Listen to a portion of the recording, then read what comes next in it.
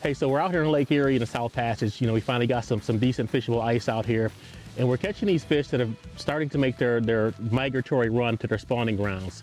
So they've spent late fall and early winter out east.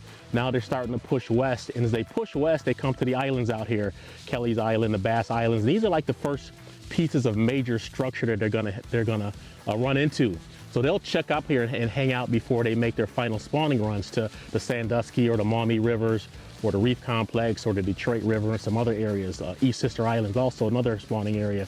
But when you're looking for these fish out here, you want to look for areas, there's some steep breaks out here that may accelerate current. There are some humps, some lee sides of the island that will give you some break from the current.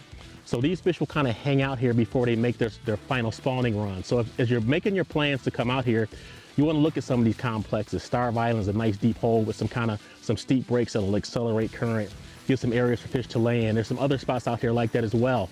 So as you're looking at your maps, look for some areas that will hold those fish. Now, usually when these fish are migrating, they're moving relatively fast at some point.